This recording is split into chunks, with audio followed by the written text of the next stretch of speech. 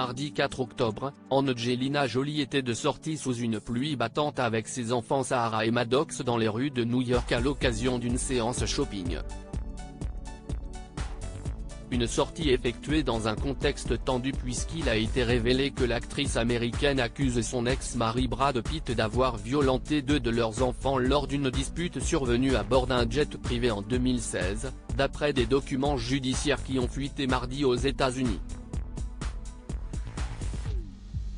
En effet, dans ces documents elle détaille une violente altercation avec son ex-époux lors d'un vol entre la Californie et la France en septembre 2016.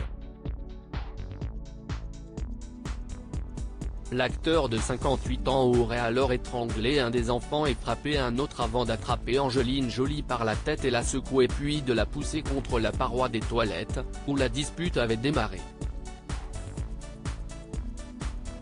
Lors de cette altercation, Brad Pitt aurait reproché à sa femme d'être trop obséquieuse avec leurs enfants Maddox, Pax, Sarah, Shiloh et les jumeaux Knox et Vivienne.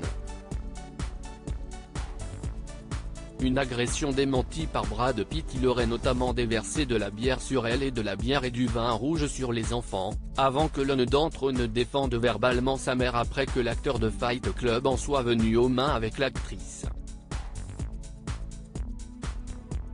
Brad Pitt se serait alors précipité vers son propre enfant avant de l'attraper par derrière pour l'arrêter.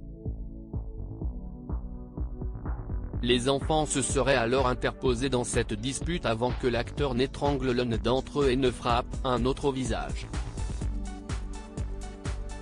Certains lui demandaient d'arrêter, d'autres pleuraient.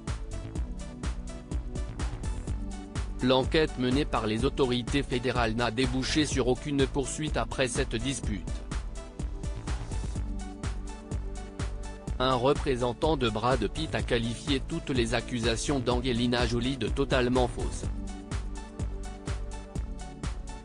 De son côté, l'actrice américaine aurait déposé aux autorités fédérales des photos des ecchymoses qu'elle aurait eues à la suite de l'attaque présumée de la star de Fury. Pour rappel, les deux stars hollywoodiennes se sont séparées en 2016 avant que leur procédure de divorce ne s'enlise depuis dans de longues batailles judiciaires, concernant notamment la garde de leurs enfants mais aussi la vente de leur domaine viticole dans le sud de la France. La guerre est loin d'être terminée.